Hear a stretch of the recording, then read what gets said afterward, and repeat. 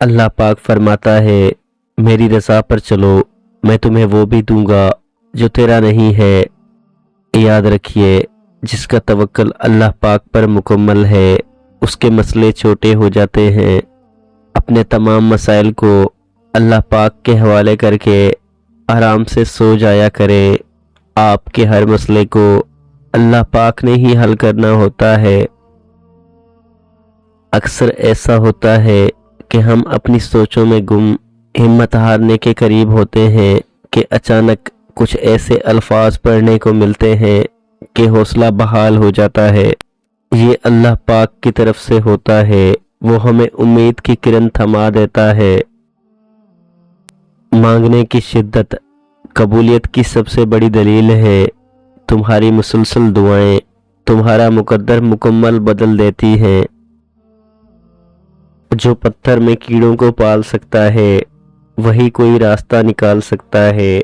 وہ جو کن فیکون کا مالک ہے ایک وہی ہے جو یہ مصیبت ٹال سکتا ہے۔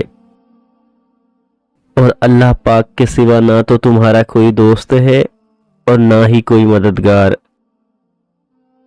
اخلاق کا اچھا ہونا اللہ پاک سے محبت کی دلیل ہے۔ دلی سکون کے لیے اتنا ہی کافی ہے کہ کوئی ہمارا ساتھ دے یا نہ دے، اللہ پاک ہر وقت ہمارے ساتھ ہے۔